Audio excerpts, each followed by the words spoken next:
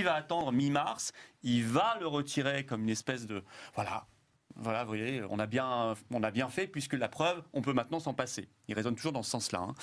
Et puis, on fera l'élection. Bravo, à ce moment-là, sauf que sera s'il le est sauveur. réélu, moi je dis attention, s'il est réélu, on a le pass, peut-être pas le lendemain, mais dès l'été suivant, en prévision, ou l'automne, ou en prévision de l'automne. En prévision du futur variant, comme ils nous ont fait le coup l'été dernier où il ne se passait rien, mais en prévision de... Vous pensez qu'il va l'enlever juste avant la présidentielle pour éventuellement le remettre après? Ah oui, mais il ira même probablement plus loin. J'invite tous nos auditeurs, enfin internautes, à aller voir le programme des jeunes macronistes, qui sont pour moi des ballons d'essai. Les jeunes macronistes, c'est pas eux qui écrivent leur programme. Hein. C'est comme ça fonctionne comme ça, les mouvements jeunes. Hein. On l'écrit pour eux, puis on le fait passer pour les jeunes.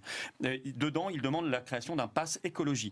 C'est écrit en toutes lettres, le pass écologie. Ça vient de sortir, c'est les jeunes macronistes, les jeunes avec Macron, les JAM, le pass écologie.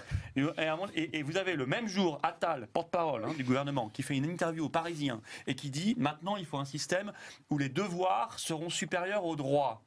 Alors là, j'invite tout le monde à aller voir, moi je l'ai ressorti, un article du Monde de janvier 2020, non, ou 2019 même peut-être, non 2020, avant le Covid. Les droits passent avant, les devoirs passent avant les droits. 2 points, la définition du crédit social chinois. C'est le titre de l'article du Monde.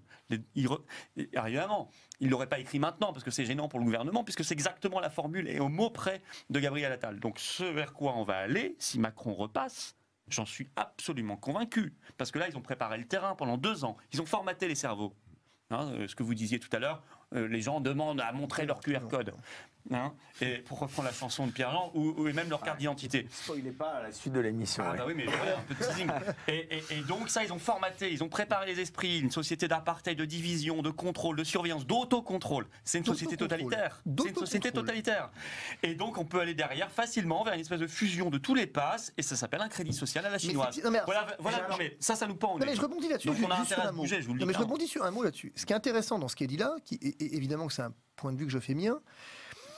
Quand je vous dis qu'on a induit un changement de paradigme social, finalement j'avais raison, puisqu'on a changé le contrat social. Quand je vous dis, et qu'ils le disent... Il le dit dans la même interview. Mais bien sûr, nous allons changer le contrat social. La première manif que j'ai faite avec les Patriotes, j'avais dit effectivement, dans une interview quelques jours avant au Livre Noir, j'avais exactement dit ça. J'avais dit on a induit un changement de paradigme social, qu'on ne reviendra pas en arrière, qu'on est condamné à une fuite en avant, que ce pass sanitaire, sans aller jusqu'au pass vaccinal, parce qu'il y a une autre option qui m'inquiète, c'est qu'au fond, allez, en fonction de l'épidémie, on est ici un pass vaccinal, mais après, comme on est gentil, on aura un pass sanitaire, avec des tests à 25 balles. Et puis si on est très gentil, on aura des tests payés par l'assurance maladie. Mais j'en veux pas, des tests payés par l'assurance maladie. Le pass sanitaire, avec des tests payés par l'assurance maladie, ou le pass vaccinal, c'est la même chose.